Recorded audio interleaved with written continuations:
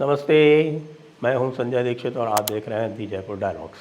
आज अमित शाह जी ने एक और गुगली मार दी।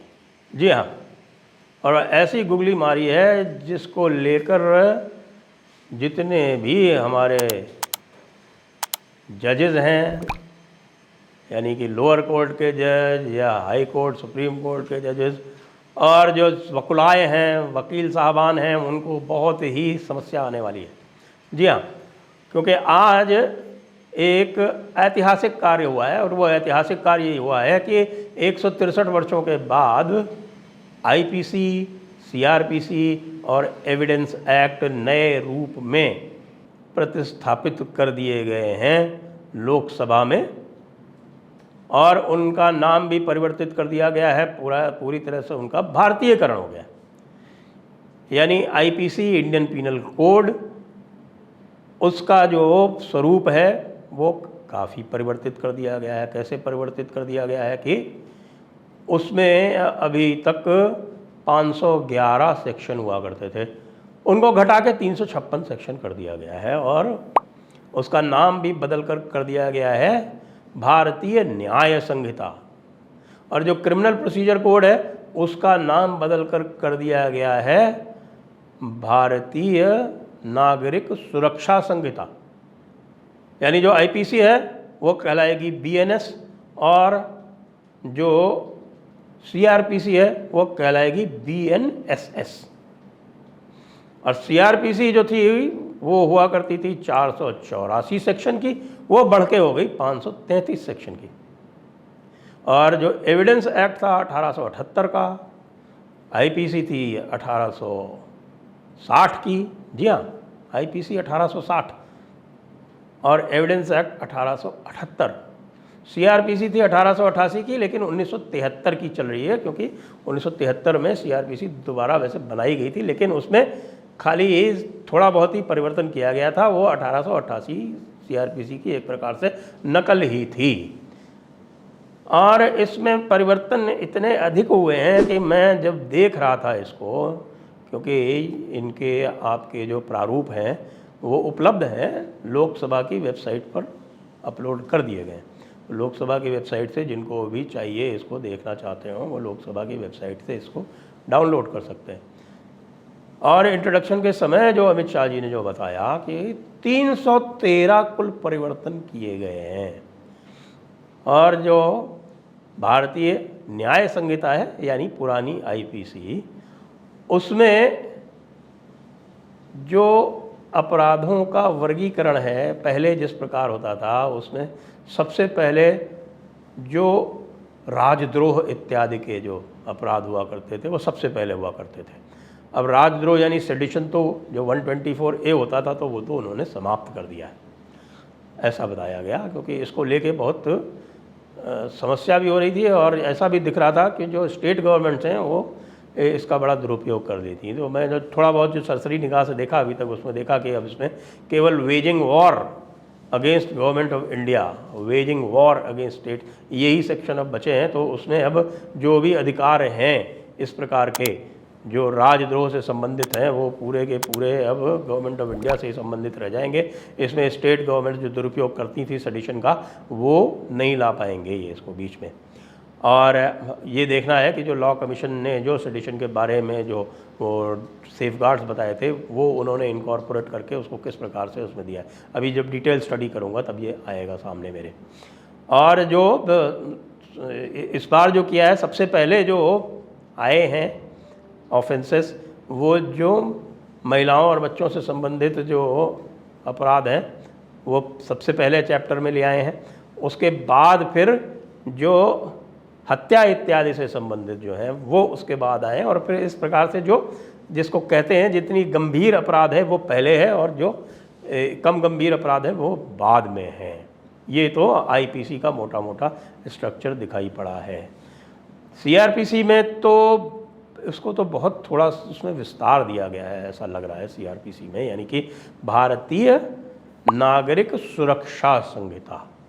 और उसमें जो आपके बहुत सारे जाने पहचाने सेक्शन हैं वो उनका नंबर बदल गया। जैसे 107 सीआरपीसी जो पीस बॉन्ड फॉर पीस जिसकी बात करते हैं, और जिसको हम लोग यानी IAS वाले जो एग्जीक्यूटिव मैजिस्ट्रेट हैं उसका अधिक उपयोग किया करते हैं, उसका नंबर बदल के 126 या 127 हो गया है। और जो 133 पब्लिक न्यूसेंस वाला है उसका नंबर बदल के 152 हो गया है। जो 144 हुआ करता था, धारा 144, वो धारा 144 बदल के धारा 170 हो गई है। तो ये बड़े सारे इसमें बदलाव हो गए। बहुत समस्या आने वाली है वकीलों को, और जो ट्रायल कोर्ट के जजेस हैं उनको तो बहुत समस्या आने वाली है। ऐसा नहीं है कि हाई कोर्ट को जजेस को नहीं आएगी, उनको भी आने वाली है। और सेक्शन 482 IPC जैसे है वो जाके हो गया है कोई सेक्शन 530 के आसपास, एग्जैक्ट मुझे इसमें ध्यान नहीं, क्योंकि मैंने अभी सरसरी निगाह से ही देखे हैं सारे। इसके अतिरिक्त जो और भी बताया गया है कि इसमें बहुत पहले जब मैं राजस्थान पुलिस एक्ट की ड्राफ्टिंग कर रहा था, तब उसमें मैंने पुलिस अकाउंटेबिलिटी और विक्टिम रिहैबिलिटेशन, विटनेस प्रोटेक्शन, इन सब के प्रावधान डाले थे। लेकिन इसका सबसे अधिक विरोध उस समय, आप आश्चर्य करेंगे, कि पुलिस की तरफ से ही आया था। और बाद में जब मेरा वहाँ से स्थानांतरण हो गया तो पुलिस वालों ने मैनेज करके वो सारे प्रावधान जो थे हटवा दिए थे।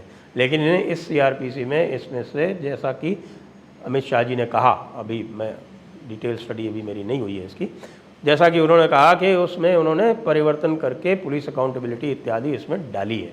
एक और मैंने देखा कि जो बेल के प्रावधान हैं वो बेल के प्रावधानों में भी परिवर्तन किया गया है, और उसमें अंडर ट्रायल के लिए बेल ऑटोमेटिक कर दी गई है। यदि अंडर ट्रायल की जो सज़ा है वो आधी सज़ा हो जाती है अगर उसकी, तो उसको ऑटोमेटिक बेल है। और जो कम गंभीर अपराध हैं और या तो जो पहली बार जो कन्विक्ट हुआ है उसको भी ये कहा है कि वो 1/3 में ही उसको बेल ऑटोमेटिक मिल जाएगी। इसके अतिरिक्त इसमें ये भी प्रावधान है कि जो 7 वर्ष से कम के जो अपराध हैं उसमें बेल जो है उसको बहुत लिबरलाइज किया गया है। लेकिन जो रिपीट ऑफेंडर हैं उनके लिए जो जमानत के यानी बेल के जो प्रावधान हैं उनको थोड़ा सा कड़ा किया गया है।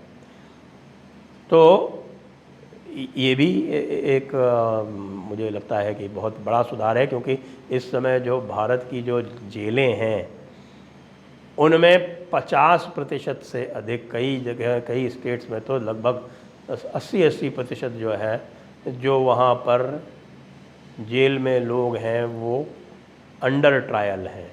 अब अंडर ट्रायल तो आप देखिए जो भी विकसित देश हैं उसमें तो अंडर ट्रायल जब तक कि वो अत्यंत गंभीर अपराधों में ना हो, जैसे कि हत्या या बलात्कार के अपराधों में यदि वो संलिप्त नहीं है तो उनको तो बाहर ही रखा जाता है। जो गंभीर अपराध जो वहाँ माने जाते हैं वो हत्या है, बलात्कार है, और आर्थिक अपराध जो हैं, जो गंभीर आर्थिक अपराध फ्रॉड इत्यादि के हैं, उसके अतिरिक्त लोगों को बड़ी आसानी से बेल मिल जाती है। लेकिन यहाँ जो है वो जो पूरा का पूरा जो प्रोसेस है वो स्वयं में एक हैरेसमेंट है। पुलिस को लोग यहाँ इतना डरते इसलिए हैं क्योंकि पुलिस उनको किसी भी छोटे मोटे अपराध में भी फंसा के और उनको बहुत तंग कर सकती है। उसको थोड़ा सा यहाँ पर राहत देने का प्रयास किया गया दिखता है। अभी निश्चित रूप से लोग इसका और अध्ययन करेंगे और इसके कंपैरेटिव सेक्शंस भी निकालने पड़ेंगे। जो लोग देख रहे हैं और ये जो हमारी लॉ बुक्स इत्यादि हैं वो निश्चित रूप से इसका जो कंपैरेटिव सेक्शंस हैं वो निकाल के लाएंगी, तब उसके बारे में और विस्तार से बातचीत करने का हमें अवसर मिल पाएगा। इसी तरह से एविडेंस एक्ट जो है उसमें भी, वैसे तो मैं ये मानता हूँ कि जो एविडेंस एक्ट बना है इनका, अंग्रेज़ों ने अगर एक काम अच्छा किया तो वो एविडेंस एक्ट जो बनाया था वो बहुत ही अच्छा बनाया था इन तीनों में से लेके, क्योंकि ये दो तो कॉलोनियल लॉ पूरी तरह से थे, लेकिन जो एविडेंस एक्ट था उसमें जो परिभाषाएं इत्यादि दी गई हैं वो अत्यंत सुगम कह सकते हैं और बहुत ही साइंटिफिक एक प्रकार से ये एविडेंस एक्ट मैं मानता हूँ। हो सकता है और लोगों की उसमें ओपिनियन अलग हो। तो इसका जो है वो पूरा परिणाम क्या होने वाला है, इसका परिणाम यह भी होने वाला है कि जो लगातार एक धारा चल रही थी, जो ये कह रहे थे लोग कि भाई जो ये औपनिवेशिक पूरा का पूरा हमारे न्याय व्यवस्था का जो स्ट्रक्चर है इसको बदला जाए, तो उस दिशा में ये एक सार्थक प्रयास लगता है, एक सार्थक कदम लगता है। अब आगे इसका क्या होगा वो ये है कि इसको स्टैंडिंग कमेटी में भेज दिया गया। तो इसलिए हमारा जो विरोधी पक्ष है वो भी ये भी नहीं कह सकता, जो विपक्ष है वो ये भी नहीं कह सकता कि उनके साथ में इसकी चर्चा नहीं की जाएगी, क्योंकि स्टैंडिंग कमेटी जो है उसमें सारे दल होते हैं और वो सारे दलों को ये अवसर मिलेगा कि वो इसके ऊपर सार्थक चर्चा करें।